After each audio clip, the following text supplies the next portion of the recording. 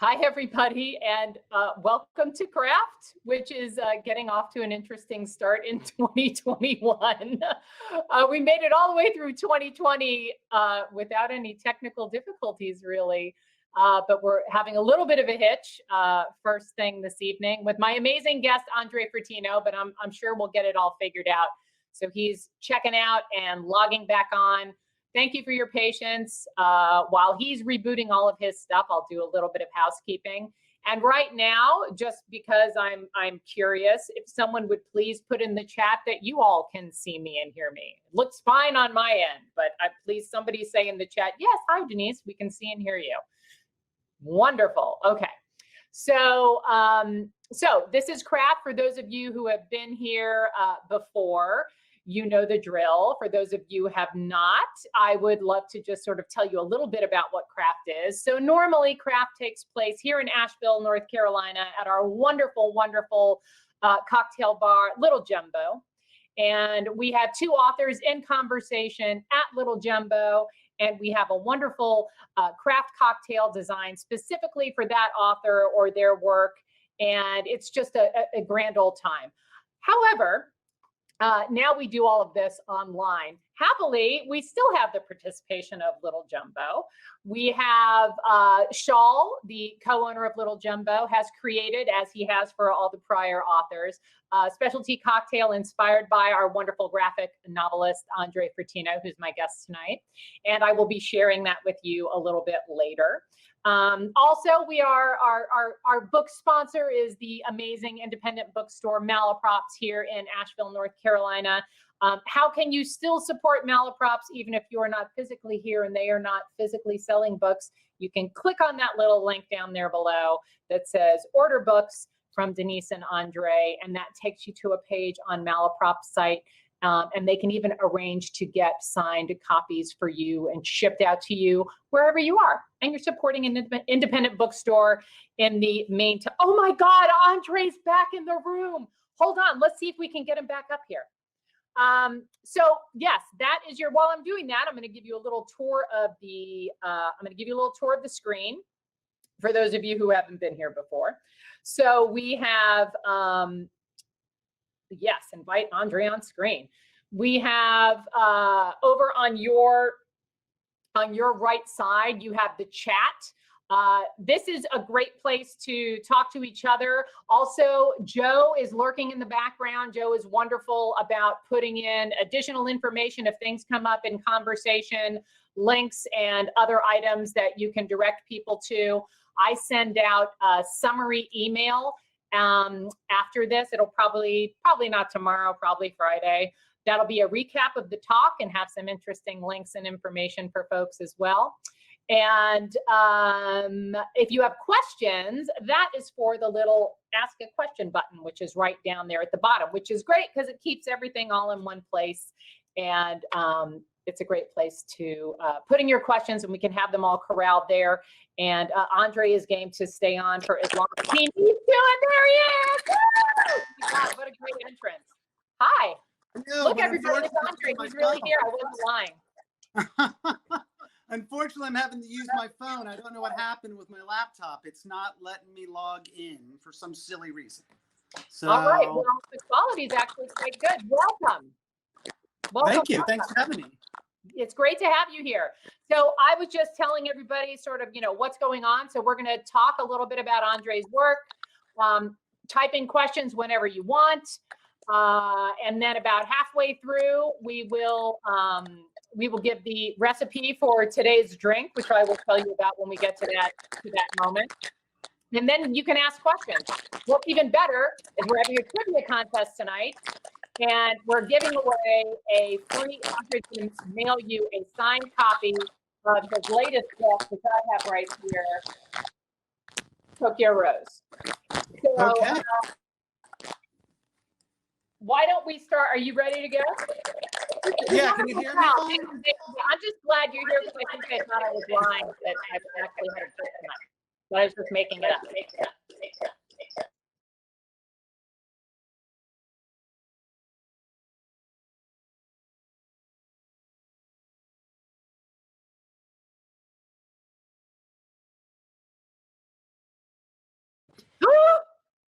Let's just stick it with this for now. How about that? Don't move and don't touch anything. Just stop. I'm not touching a thing. Just stop. Okay, I'm stopping. Okay. Let's talk Everybody, about comics, all right? this is Andre. He's here. Yay. Okay. So, yes. Okay. So so first of all, Wow, what a night, all, you know? it's all good. It's all good. It's all good. We're happy to have you here. Woo! So I mean, so when I first came to your work, it was through World War II. Right. And it was Simon Says. You're moving. I know, I gotta get power for us. I didn't prepare evidently for this to go sideways. So I'm here. Don't worry. I'm not going anywhere. Okay, so it was through World War II and Simon Says. So right. Talk to me a little bit about, and then now your most recent book that I was just showing everybody, Tokyo Rose, also a World War II story. So talk a little bit about how World War II, where did your interest in that moment in time when did that take root for you? Is that something you were interested in as a kid? Were there certain aspects Is World War II something you've been interested in since you were a kid, or were there certain aspects of that actual moment in history that you thought lent themselves visually to a story you wanted to tell? Do you know what made you, at least for 2 books worth, kind of focus on that particular time in history? You know, I think World War II was just probably, I mean, it's just a fascinating history experience, and there's never enough that you can gain from that particular point in time. I mean, every year we put out new movies that deal with that 1930s to 1940 gap, and it was the truest form of good versus evil. So, you know, to have such a wealth of experience and to really be able to still keep it relevant to today, unfortunately, it's just something that just, I mean, it wasn't planned. It wasn't like I've become like, I only want to focus on World War II history, but it was just something that just felt like, well, I told the story about a Jewish Nazi hunter, and then just out of nowhere came this story about Iva Tagore, which I was like, this Japanese American woman stuck in Japan during World War II, didn't know a lick of Japanese. You know, it just felt like there was a story that needed to be told there. And whether it was my story or not to tell is the big question. But I just felt like, well, I guess I'm still going to stick around World War II for a little bit longer. How do you go into, because I think that kind of, I don't want to say ownership, because I don't think people can ever really own a story, but that feeling that I can tell this story comes up for writers of both fiction and nonfiction in a variety of genres. Talk a little bit about what you went through as a storyteller, not just as, you know, an artist or a graphic novelist, but just as a storyteller who wanted to go into a factual, you have your Troy and Sons alcohol there, because I think if an evening Meredith, it's gone. The alcohol's gone already. This is me on freeborn. Talk about some of the process you went through as a storyteller, deciding about how and even whether or not to tell the Tokyo Rose story. I mean, so my biggest concern with the Tokyo Rose story was whether or not I was justly allowed to really tell this, because we live in a world today where, you know, cultural appropriation. Tell everybody a little bit more about, for those who don't know, a little bit more about who Tokyo Rose was. All right. So Tokyo Rose is actually Iva Tagore. She was a Japanese American woman who was a zoology major. She grew up in California. Her parents owned a grocery store there. Her parents came from Japan, and they wanted the most American experience for their children. Iva was actually born on July 4th, and she is, in every sense of the word, a California woman. And at a certain point, she is sent to Japan right before World War II to take care of her ailing aunt. The family over there needed some extra assistance. And, you know, she wasn't a fan of rice. She didn't know a lick of Japanese. Her parents, who had spent her entire life prepping her for an American existence, kind of threw her into a totally different cultural environment. And she was just about to leave when Pearl Harbor took place, and, you know, was trapped there for the remainder of World War II. And the Japanese tried to get her to renege her American citizenship, which she said absolutely no way. And she was an outcast. She was left on the streets. And then one day she decided, I'm going to take a job at the, you know, Tokyo radio. And at that same time, there were some American POWs who were put in charge of essentially developing propaganda for the Japanese, you know, using the idea of demoralizing the Americans through English speaking, almost American related broadcasts. They would essentially say like, oh, boys, don't you wish you were back home with your loved ones? And, you know, don't you wish that you could see them? But too bad, your best friend is with your girl and you don't know it because you're over here fighting this useless war. And she took a job doing it, and she sabotaged the entire broadcasts from within with the help from these POWs. And turned out it had the opposite effect. Morale-wise, Tokyo Rose became sort of this symbol for justice. You know, Americans wanted to go against, like, prove Tokyo Rose wrong. And the radio broadcast was kind of slapstick comedy. It was a little cheeky. Iva kind of added her own little flavor to it. And through this, you know, I mean, it became sort of a morale booster instead of a morale demoralizer. And after the war, Iva was tried as a traitor, and she was the 7th American citizen tried as such. And the rest I won't let you know because you got to read the book. But yeah, that's Iva, and that's her story. And when I discovered it, I realized that this was a story that needed to be told. And, you know, getting to the question of what made me feel like I was the one to tell it. I don't know if I really am the one to tell it, but the question was, we could you told it. I mean, that's why I was like, well, you told it. You know, lots of people can tell it, but you told it the way somebody else would have told it in a different way. Right. I actually have a hard time hearing you. You kind of zonked out there. Can you hear me now? Can you hear me now? You just went away for a second. Don't go away. I don't know. Your voice is coming in pretty static. So. Okay, try now.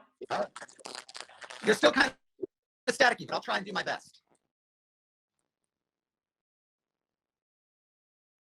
Oh, we had him. We had him for a few minutes. So he's going to try and reconnect. We'll see what else can happen. Anyway, it is Tokyo Road. It is a fascinating story. It is such an interesting way to look at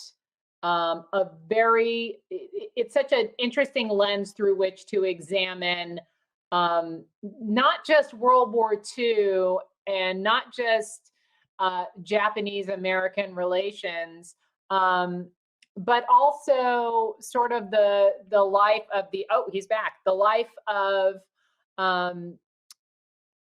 GIs overseas, the idea of how propaganda can sometimes have the opposite effect that people think it's going to have, how messages and movements meant to bring people down can actually sometimes unify them and raise them up. And it is a really interesting story. And the art, as always, because Andre is just so talented, and all of his works are so beautiful to look at.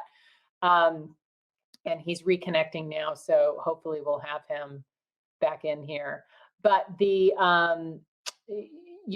what I wanted to talk to Andre about next is that he has done graphic novels on everything from Savannah's ghost stories to to World War II, to Tom Petty. And to me, it's interesting as someone who is trained as an artist, has, you know, brought his talents to so many different kinds of stories, all of which that are, to me, very evocative of different aspects of just the American experience, and especially the American experience from the standpoint of different moments in American history. And he's reconnecting. And let's see what happens.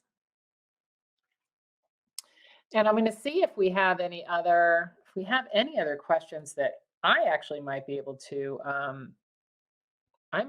answer. Do people have any questions about are there Tom Petty fans on the call this evening? I'm hoping, because if we get to it, what we're going to have is a shot from Andre's. We're going to have a shot from a frame from Andre's upcoming book about Tom Petty, and the person who can identify the song that inspired that particular frame will get a free autographed copy of Tokyo Rose. So hopefully we'll get him back on here and we'll be able to see that. Joe, do you want to come on screen while we're waiting for Andre? No, I can't get Joe to come on. Accepted and connecting. Okay. Joe has left. This is when I need him most. This only works on the iPhone. That is. Let me just say, Joe, get on the screen now, and it died. It is coming back. Let's see if he can try a different browser. This just goes to show you. We did 2 different tests earlier today, and they both went off without a hitch. And that means absolutely nothing, apparently, in the world of the interwebs. How about right now, in the chat box, if people could tell me, because I'm actually filling out the rest of the schedule. Oh, my husband is offering to interview me. This could be interesting while we're waiting. Who you guys would like to actually see. And I'm going to get Joe on here to interview me, which could actually be very entertaining, while maybe Andre can log off. Try a new browser. And let's just see what Joe can do. All right. This will be I'm so bummed because I was so excited. We even tested the live drawing, and it worked out so well. Joe can do lots of things. This is very true. And I'm terrified to see, I don't even know, I feel like it's one of those horror films. He's in the house. He's calling from within the house because he's in here somewhere. I don't know which room he's in right now. Nor do I know what he's wearing. So I think we're all gonna see in a moment just how this plays out. Where am I? Oh my God, no, it's Andre. Joe, go away. There it is. Joe, go away. Hi, Andre. Hi. All right. I think we're good for now, completely. I don't think we're going to have any more problems, hopefully. Hold still. All the moving around is making me very, very, what do you plug? Just don't do anything. Just You're great. You're awesome. All right. Okay. So one of the things that you were trained as a, keep drinking. You were trained as an artist, right? You're an illustrator, which you could have just, kept doing, illustrating things for other people. When did you decide you actually, because you don't always, some things of yours you illustrate, some you don't. When did you decide you wanted to tell stories? Before I get to that, I just want to admit 19 people decided to stick around for this nutcase show. So thank you so much. Evidently, you people are just like, I want to see how much worse this can get. So I apologize. I think when people were when people thought Joe actually might make a surprise appearance, I think that really had people hanging out, because you never know what the wardrobe's going to be. It can be very shocking. We might have to have him on anyway.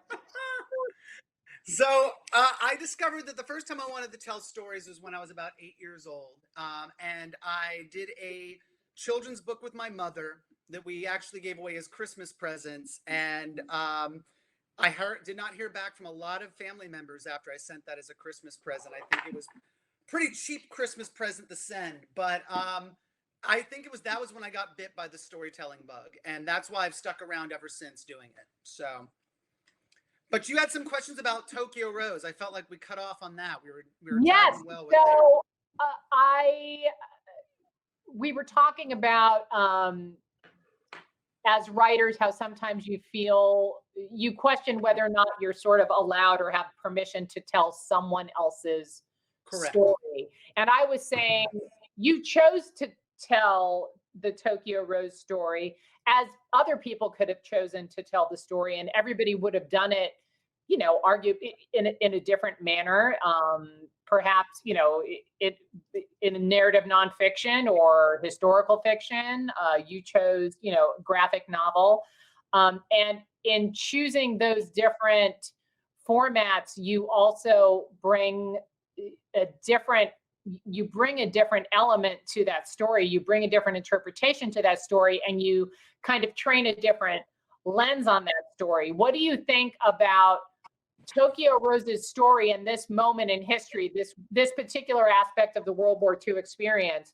What do you think about that was good fodder, really, for a graphic novel interpretation? I felt that, this is a story of diversity. This is a story of adversity. This is a story of a strong woman who in the 1940s, was a different era for women's rights and civil rights. And I think that she still represents a lot of women who struggle and fight today. Something that I really wanted to be mindful of, and I do want to share with your viewers, Denise, is that, I reached out to several friends of mine who are Asian American to ask them, look, when we work on this book, what are some things that are important that you feel need to be done right, so that, it's not just told from one man's point of view, white guy's point of view of what this means. I can read all the history books, but when it comes down to it, what can we do to make sure that the story is true to the culture of the Asian American society? And fortunately, I had a friend of mine who knew a member of the Japanese American Citizens League. His name is Gary Nakamura. I had a chance to talk with him before we started work on this book, and he said, Andre, the one thing you need to think about if you want to do this right is assemble a Asian American panel of readers.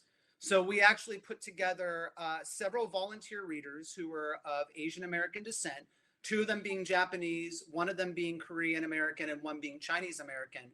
And they actually went through the book and read the script as it was produced, to make sure that we got all the aspects right, because, they were the demographic that we were writing it for. They were their voice. We were speaking for them. Kate Cassanow is an amazing artist. She brings the women's voice to it. But as neither of us are Asian American, it was important that we had some collaboration with the Asian American community to make sure that we did this correctly. And that really... That's huge that you did that. Were there any surprises that you got from the panel, or did everything just sort of kind of flow? It flowed pretty evenly. We had, for the most part, very positive responses. I think some of the responses that some of the readers mentioned were, the uses of certain words, the uses of certain cultural aspects that they corrected us on. Nothing that was major that was, that would have ruined the story, or nothing that would have conflicted. But we did work with them to make sure that, like, they were like, hey, the use of Oriental for this point wouldn't really work that well. Or, this is offensive beyond what that 1940s style of dialogue would be. And so we adjusted to make sure that we equated for that, because there's certain aspects of the 21st century that there are words and derogatory words that we would find even more offensive than the need for the flavor of that genre that we were developing for. Right. Were you ever considering, with Tokyo Rose, were you ever considering doing the illustration yourself? So I've gotten to a point in my career where I realized that my illustration style fits for a very specific niche. After working on Simon Says, I discovered I really wanted to collaborate a lot with other artists. Jesse Lee was a phenomenal artist for Simon Says. For Tokyo Rose, I wanted to find somebody that was either Japanese or Asian American, or a woman, because I didn't want to be one man telling one story of one person that has no connection to it. With Simon Says, it was different. My family is Jewish. My grandmother was raised Jewish. My grandfather was raised Catholic. He was actually at Pearl Harbor, and he makes a cameo in my graphic novel. I definitely look for ways to collaborate and connect with anybody to work on a book. And for this instance, I felt like Kate was somebody I've wanted to work with for decades. So since I attended SCAD. So it was a no-brainer to work with her on this project. When you have your storyteller hat on and you're working with an illustrator, it's not like someone like me who's not an illustrator working with an illustrator, where I say things like, I want it to look like that, and I actually just finished up a picture book, and you're giving these notes to the illustrators, and you're thinking, just don't sound like a jerk. But you, who are an illustrator in your own right, when you're working with an illustrator, you obviously are going to have very strong opinions about the visual interpretation of this story. But at the same time, as an artist, you probably can sort of, empathize and not want to, step on somebody else's artistic toes, in a sense. How did that work, that sort of give and take between on the Tokyo Rose project? When I work with an artist, whether it's Jesse or Kate or anybody else, I know their art intimately. I become a fan of their art. So in a lot of ways, I wrote Simon Says and I wrote Tokyo Rose with both those artists in mind. And I was able to envision how their art would translate into the script. So one of the things we do as comic book artists and writers is we follow a certain set of broad rules. And one of the rules is, as a writer, you don't want to overwhelm your artist with panels. Putting 12 panels to a page might not seem like a lot to the reader. To the artist and the writer, it's too much. You're crowding the page. There's not enough room to really tell the story. So with Kate, her and I had an understanding early where she was like, look, you can't go beyond 6 to 7 panels. You're killing me on this. So that early conversation. Here's one with 5. Right, 5 panels to that page, which allows for her the ability to really visually tell that illustration and tell that narrative. So every time I write a script, which is different from a traditional author writing a novel, it's done almost like a film script. There'll be dialogue shots, there'll be sections where we just focus on action. And I do that completely with the author, with the artist in mind for those projects. Now, when you shifting over to your latest, and for those who don't know, SCAD, which Andre just mentioned, is the Savannah College of Art and Design. Correct. Where Andre went, and where you currently also are employed. Yeah, I work as a career advisor by day at SCAD. And so that's what SCAD is. But for your new book that I'm very excited about. Now, I don't want to jinx anything. You have the ability to share your screen. If not, I think I do. Okay, so hang on, don't do it yet. So Andre's upcoming book. And when is this book coming out? This book should be coming out. Well, there's no deadline for the start date for this book. Okay. The publishers have not set a date, so we are not going to say that. That was the one thing that University Press of Florida said you cannot shout out. So Okay. we have no clue yet. It depends on when the book is done. Okay. The book is about, and I'm so excited, Tom Petty, because I love Tom Petty. Let's talk about Tom Petty for a little bit. Well, before we jinx the illustration part, let's Yeah. talk about Tom Petty a little bit, because I'm excited to share his story. And so please do tell me why you were excited to share Tom Petty's story in the way that you did. And in this one, you are both writer and illustrator. I am. So I have tried to position myself as the Florida graphic novelist. So almost every book that I've written and illustrated has been Florida focused. So I'm almost like the M. Night Shyamalan of Florida for graphic novels. Because he bases everything in Pennsylvania. I base all my work down here in Florida. And so, for this particular project, because I come from the same hometown as Tom Petty, I'm from Gainesville, Florida, born and raised, heard about Tom Petty all my life, was never really a huge fan, to be honest with you. In the beginning, he was a different generation for me. No, don't get upset. He was just a different generation. My first album was Depeche Mode, all right? And that wasn't even my generation. So, I was a huge fan of Free Fallin', loved Mary Jane's Last Dance, but I hadn't really involved myself in what was the phenomenon that was Tom Petty.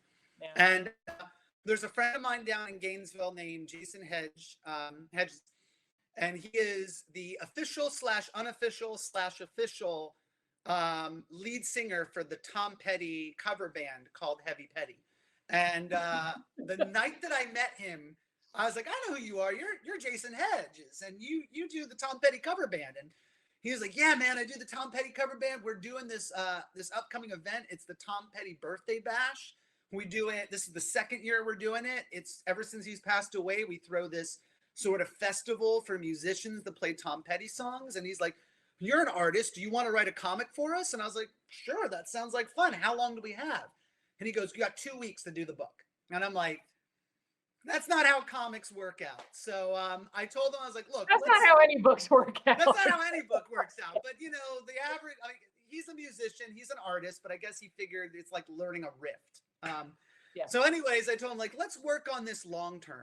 And so we had a chance to kind of talk back and forth. And while I was doing that, I had a chance to read almost every biography on Tom Petty. I read Warren Zane's Petty biography. I read Marty Gerard's Music Everywhere. I've spoken to a lot of different authors. In fact, I think I've spoken to every single biographer of Tom Petty that's actually had a chance to talk to the man himself.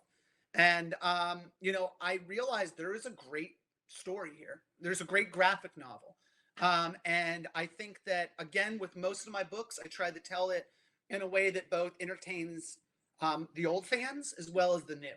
And I think that there was a lot that Tom Petty did through the 70s that's still relatable to those people who are trying to make a name for themselves today as both musicians or artists in general. You said just a few seconds ago, you said, there's a great story here. There's a great graphic novel here. So right. What do you make something what about Tom Petty and his story spoke to you and said, yeah, this can be a graphic novel? Like, what elements jumped out at you that say graphic novel? I think it's the people that are surrounded by him, it's the cast of characters. So Gainesville is a college town, and I grew up there, and I have a love-hate relationship with it. I got out of it just like Tom Petty did. But Gainesville has characters. I mean, that's the one thing. Any small town has its cast of characters, but unlike a big town, those cast of characters can kind of shine a little bit more. So when I read all of his biographies, I realized that not only was Tom Petty himself quite a character to narrate and illustrate about, but so was, Mike Campbell, and so was Randall Marsh, and so was Bent Montench, and so was obviously Stan Lynch. There's a lot of different, people in his orbit that would make this an ensemble experience, which is what graphic novels oftentimes need to be. You know, any novel needs its cast of characters, but graphic novels, for a visual sake, need a cast of characters that really help kind of articulate, you know, those in particular ones that you want to follow visually, to say like, oh, what are they doing? Or what are they doing? Or what's going on here? Or what's happening? And there's a lot of the experiences that Tom had as an early 20-something trying to make it big, that just little anecdotal experiences that when added together do formulate the common building blocks for a good comic. That's great. The okay, do we want to try and share? I mean, I have had quite a night, but yes, let's go ahead and try this. I know you're. And so basically what's going to happen, folks, is hold on, Andre. Andre's going to share his screen. I shouldn't even stop you. Andre's going to share You're his never screen. going to invite me back here. This will never happen again. The frame that Andre is going to share was inspired by a particular Tom Petty song. There are clues to a particular Tom Petty song in that frame. The first person who can type what that song is into, just put it in the little chat, can type it in there. And this isn't going to be like, you don't get the full, well, actually, I was going to say you guys don't get the full amount of time to do this, but you know, after I kept you guys, we're going to make sure you get it. So hold on 1 second. Let's see if we can share this. Oop. Oh, okay. Am I screen sharing? You are, but you could be sharing your, looks like you're sharing your whole screen. The wrong thing. Gotcha. Hold on. Close out and you can share your, you should be able to share whatever application the art is in. Right. I'm going to do that. Sorry. Let's see. It keeps wanting to share the wrong thing, but hold on. Sorry, guys. We're going to figure this out. At least you haven't lost me yet. So you go up to if you go up to the screen share. Right. The little arrow. It's showing me the wrong screen though. I've got to make sure that it's sharing the right screen. No, but it gives you a choice. Oh. It did before, but it's not now. Okay. Talk about problems. Oh goodness. It gave me the right screen before. Now it's giving me this different screen. It's not giving you a choice. It was before. Okay. Again, with the problems of this, toggle video, share screen. Don't allow. Let's see if I can do this.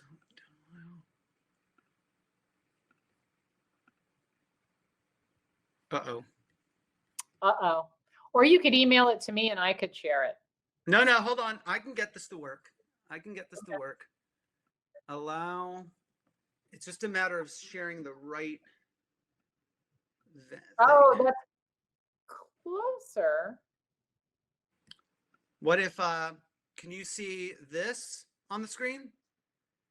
Yep. Was that all the pictures? Yeah, it was all of them. Okay, let's do that. Hold on. Oh. Or you can email it to me and I can. There we go. Okay. Can you see that? Yes, I can see that. All right, I can't see your screen, so whoever says it, go for it. What Tom Petty song is that? What Tom Petty song is that? Let's look at some of the elements.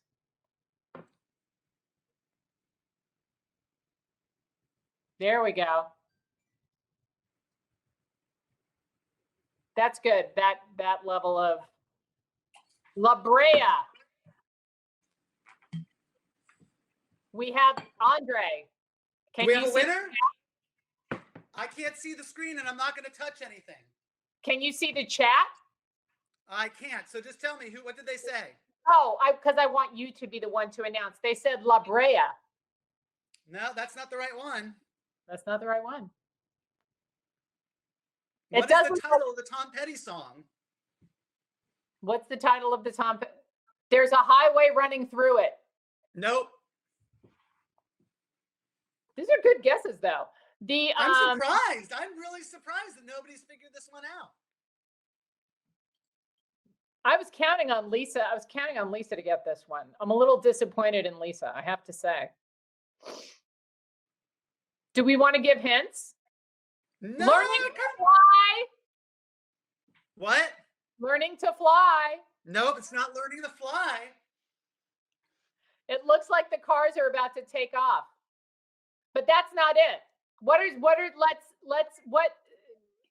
There was a good hint we came up with this afternoon. There's literal lyrics within this illustration. There are literal lyrics within this illustration. That's right.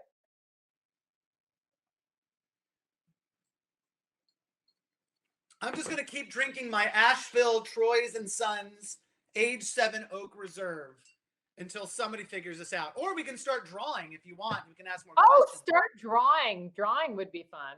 All right. If somebody gets it, we'll see. Go ahead, keep asking questions and we'll just, do you want to give a hint? Give a hint. There's 2 cars on the overpass. There are 2 cars on the overpass. I'm repeating everything you're saying. Like that helps. There are 2 cars. There are 2 cars. There are 2 cars on the overpass. Maybe even the losers. That's it. Maybe even the losers. 2 cars over on the overpass. Tina wins. Rock skipping across the water like broken glass. You know, okay, come so on. please, now that we have, give the lyrics. And Did you show. not hear? I just sang it. I just sang. No, I lyrics. know, but I couldn't hear you sing. So. Oh, I was gonna say, you know, 2 cars over on the overpass. Rock skipping across the water like see, that's the broken thing. glass. Like if you zip in, you can see the rock skipping across the. You can see the rock skipping across the water. Right. Beautiful. Okay, so Tina, you may, if you don't want to put your address in the, there's got to be a way for you to actually send. Andre's well, gonna have her send it to you, or I can post my email in the chat if she wants to email me directly. Okay. We can do it that way. And then you'll get your signed copy will be in the mail. And I'll send her a signed copy. Congratulations. So. Oh my God, it's that Tina. I have her address. So just email me your address and I'll send it over to you. And you'll get a copy of Tokyo Rose with a signed copy of it. Oh, that's fantastic. Okay. Yes, I know which Tina that is. Okay, the address will be fine. So yes, can we do some live, do a little live drawing now? Sure. And we can even talk a little bit. I can share some other pages too as well. So if you guys I would love that. And I can share, hold on, I'm coming back. Coming back. Thank you everybody for sticking through with me on this. My wife probably I'm not gonna torture everybody, but I mean, this is steps away from me. This is my Tom Petty ukulele songbook that I jam on.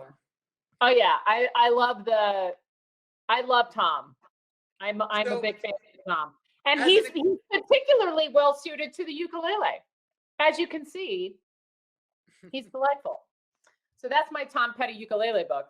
Yeah, share some other shots from that, and if you so this is a craft exclusive. I'm not showing this to very many other people, not even my own Welcome to Dreamville group.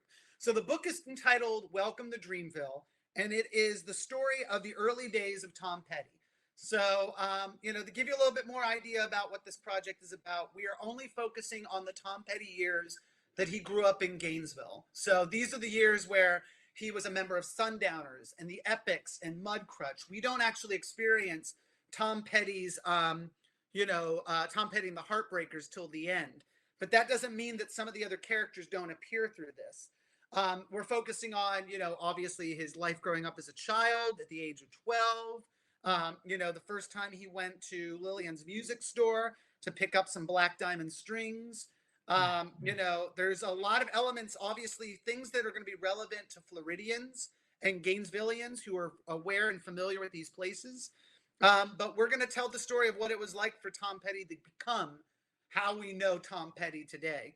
And, the story it's all inclusive. Along the way, you're going to see characters like Don Felder and, Bernie Leadon and Tom Lydon. And, you will see Stan Lynch. You will see Bent Montench. You will see, obviously, Mike Campbell. But, we are taking you through an early experience. So This is the origin story of Tom Petty and how he grew up in and around Gainesville. And this will lead us through his experience of moving out west to LA, and then, you know, probably really bookend right there at the end where he, you know, makes it as Tom Petty and the Heartbreakers. I love it. I love it. I love it. How did you decide? I mean, there's so much you could tell about him. How did you decide where you wanted this to end? Was it really just once you got out of, you wanted it to be contained in Florida? Yeah, you know, I think that I wanted to tell, when I read the biography by Warren Zane, I realized that, you know, once he got out of Florida, it became a lot like any other rock star's experience, you know, trying to make it big, the ups and downs of the music industry. I really wanted to tell more of the story of how it was like when he had to fight against his dad, for trying to find, you know, like him wearing long hair, and, you know, his experience of meeting Elvis when he was about, you know, like 11 years old. So that to me was more of the exciting experiences. And I felt like, well, let's just keep it in the small town of Gainesville, and let's make it relevant for those musicians now who are trying to make a name for themselves. And, you know, what's the experience that they can relate to? Because once you make it out west, you know, whether you're successful or not, you know, it's kind of becomes similar. It becomes familiar. And I think enough, you know, rock star experiences have actually done that. So for me, this was really important to tell the story from this angle. Now you are drawing on screen right now. Do you do a lot of your drawing on screen, or do you start analog? You know, this is a first for me in a lot of ways. My last graphic novel that I wrote and illustrated was called A Land Remembered, which was the 2018 Florida Book Award winner. And it was done completely traditional by hand. And for Christmas, I got an iPad Pro, and I decided, you know, for the Tom Petty book, let's go completely digital. A lot of people have been talking about this program called Procreate, which is what I'm using right now, which is kind of an offshoot of Photoshop. It allows for the same kind of, you know, feel as drawing on a piece of paper. And so, you know, I've been using it. And to be honest with you, Denise, it's allowed me to be able to work on this book a lot faster than if I was doing traditional. And I'm still a big fan of traditional. But, you know, for this project, because, you know, I want to get it done at a certain point, a little bit faster, I figured, you know, let's go for the whole, you know, digital experience. Are there aspects of your approach as an artist that change if you're drawing digitally as opposed to analog? The order in which you do things, the sketching process, the conceptualization, is anything, does the actual medium affect sort of your your process? No, I mean, how it starts off is exactly the same way. So if you'll look right here, I'll actually start off traditional, and I'll do it as a pencil illustration. And this is done traditionally on a piece of paper. And this is just to give me an idea of how to set the stage for the book. A lot of artists do this. These are called thumbnail illustrations because more than often they're done the size of a thumbnail. These are a little bit bigger, but I did these on 8.5 by 11 pieces of paper. And I drew out essentially the action that I wanted to put in the scene. So you'll actually see that things have changed since I illustrated it. So at first I put the car down below the overpass. But after I listened, and I've been listening to nothing but Tom Petty for about 6 to 7 months. My wife is so tired of Tom Petty music. But I listened harder to Even the Losers and discovered, wait a moment, the lyrics say that it's supposed to be on top of the overpass. So these pencil sketches still help me decide how to illustrate. But, you know, the way I change it up is I'll drop them into digital, and then I'll add on the layers. First layer I add on is the actual, you know, panels, the actual frames. And then I'll drop on the artwork afterwards. And you can see that there's still that ghost experience of the art underneath. Eventually, after I'm done illustrating, I will just simply go back in here and turn off that layer, and then we're left with the finished art. Very nice.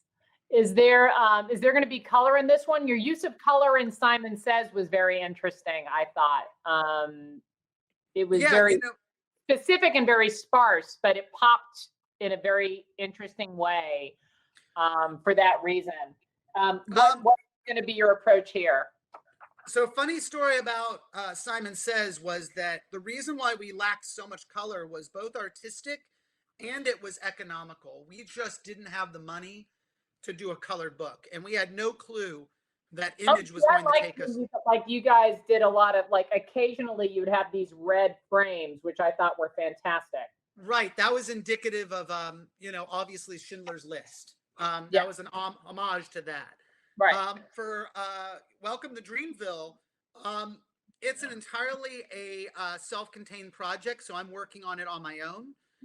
And I am absolutely terrible with color. I have no ability to do color personally.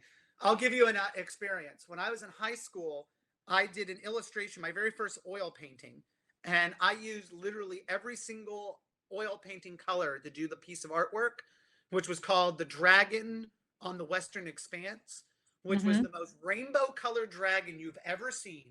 And it looking back at it, it was just terrible. Only because every single color clashed.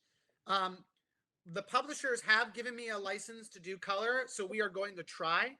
At the very least, it will be a monochromatic color scheme. So it'll likely be maybe a bluish color scheme that gives sort of a vintage look to it. Might be a little bit of a sepia, but the more I think about it, the more I want full color. If I'm going to get that option, I think I'm going to give it a try. And I'm just probably going to need somebody to spot check me to make sure I don't mess it up. Okay. Let me see if we're running. Well, we're running long, but what an interesting night it's been. So let's see what some of these questions are. You keep doing what you're doing. Can Andre?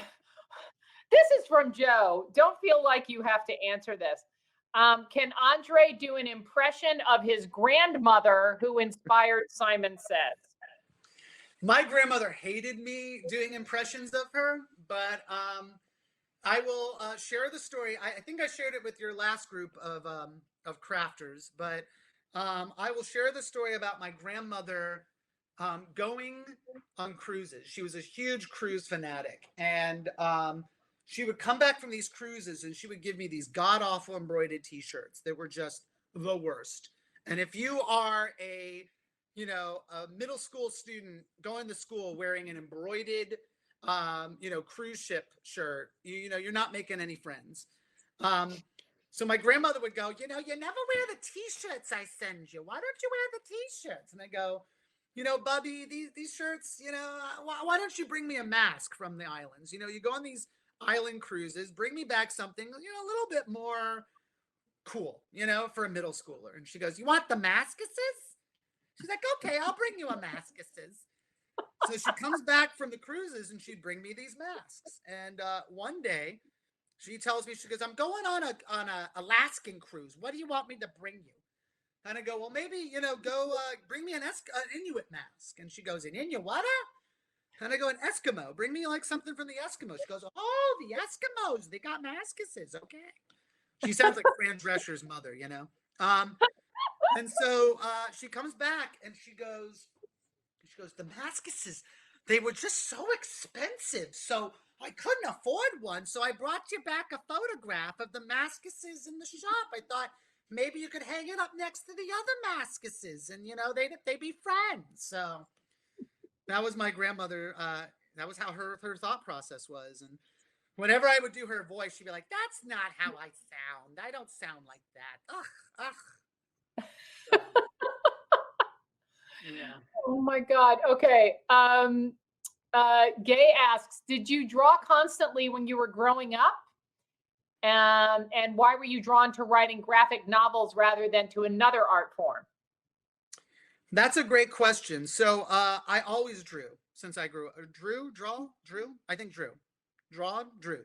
So I drew since I was about drawed. I drawed well.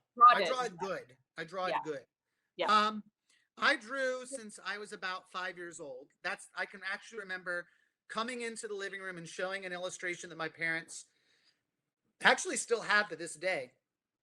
And, the comic book medium was just available. It was available in a way that other mediums weren't. I know students today, some of my students were amazing animators, amazing filmmakers. But when you are, 5 years old, that medium is not readily available to you. And it's not like drawing. Like drawing's with you from the moment you can pick up a piece of paper and pencil. So this medium just has always been available, and it's almost been like a best friend. And so, I briefly thought about getting into the animation industry as an animator. But, after watching other students do it, it's a hustle just like any other. But it is much more collaborative in an experienced way that isn't the kind of collaboration I want from illustrating. And so, illustrating and doing graphic novels is just given me the opportunity of a lot of independence. And so, yeah, I particularly love this medium over all else. And now that it's more readily available through digital mediums like this, where I have such full control of the iPad, not so much of the Crowdcast app, but of the iPad, I've got a lot of control. It allows for me to really, work on these pages and tell my story the way I want to tell it. So I love it. What is, before we start wrapping things up? Oh, were you able to see your craft cocktail? no, what was my craft cocktail for the evening? Okay, I have to share my screen, so you have to stop sharing. Okay, yours. I'll stop sharing. Hold on. Thank you for that, though. That was awesome. And Joe, why don't you put in the comments here, put in Andre's website so people, and I'll put information about Andre's work in the wrap-up email that I'll send out later this week. So the application window, there we go. So this is your craft cocktail, the Kaiser Shower. And yeah, we did this one last time. Yeah, that's right. It's just still too good. And I found a really interesting New York Times article in which the New York Times was railing about the Kaiser changing the clocks. Everybody thought it was crazy, and look at what we do today. So we'll send that news article around as well. But this is your very own. We'll have this. I'll have this up on the website, and I'll send you a copy of this. Please Andre. do. That was a great experience. I can't believe it's been almost a year since you had me on the show, Analog Style. That was an amazing experience. Someday. So what is happening after Tom Petty? There are quite a few projects on the horizon. We are still hoping to formulate a lot of them. Tokyo Rose is still looking for a long-term home. We're going to send out links to people. Yes, everybody in the audience gets a link to the digital copy of Tokyo Rose. All you have to do is either email me directly at that email address I sent you. I'll put it out. I'll put it in the newsletter. I'll give you a link. Yeah, there you go. So Tokyo Rose is still looking for a home. Welcome to Dreamville is on the horizon. I'm working on a script that's based off of the Cuban exodus of the 1960s about Operation Pedro Pan, which saw the 14,000 Cuban children escaping Cuba. So that is still in development. And then I think we talked about before, I was working on my my love song to Asheville through a sort of fantasy illustrated graphic novel that's like the Goonies meets Wizard of Oz. That artwork is still going on too. Sorry, I had a couple of hiccups. That story is still going on too. I'm going to keep probably doing graphic novels myself about Florida, and I'm going to still probably keep writing graphic novels about historical figures that have yet to get their voices. And definitely, hopefully, collaborate with a lot of other great artists and illustrators. My wife, who is a nurse practitioner, is dealing with having to take care of people through COVID. We are talking about possibly doing a graphic novel that compares and contrasts the pandemic of 1918 to the pandemic of 2020. Think of I did that in my book. Yeah, think of what is the great film that my wife loves, which is Julia and Julia. Have you ever seen that film?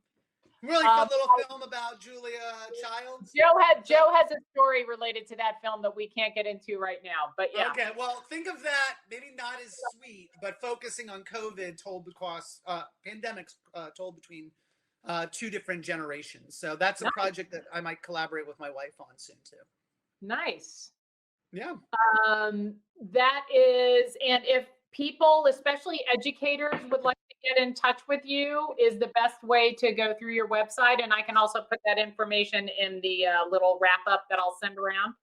Yeah, it's simple. You can just go to artstudios.design, which I'm putting in the chat right now. That's my website. You can also follow me on almost every platform out there at Art Studios, at Art Studios. So I'm on Instagram, Twitter, both those handles you can get on that. I'm sharing on Facebook. There's a Welcome to Dreamville Facebook group that I'm posting updates to the project on a weekly basis. So I'm actually doing my own streaming videos. I'm doing a broadcast of the work in progress, and I'm sharing clips and illustrations. So if you guys want to follow, just join on Facebook. It's available there, and you'll get to know when the book comes out ahead of everyone else. Yay. Okay, we're gonna wrap things up. Everybody, listen, if you want to order books of Andre's or of mine, order from Malaprops, click here, order from your own independent bookstore, wherever you are, or just pick it up at your library. We love libraries too. Thank you all for hanging in there. We got off to a rough start this time, but thank you all so much for sticking around. On February 17th, I am interviewing Ray Suarez, legendary journalist Ray Suarez. It's going to be incredible. We're going to talk about all sorts of stuff, including his conversations with the incomparable Howard Zinn.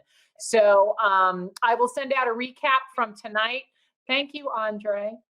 Thank you, everyone, for sticking around. I am so sorry for everything. So thanks, everybody. Thank you all so much for coming, and I'll be in touch, and look forward to seeing you all back here again so soon.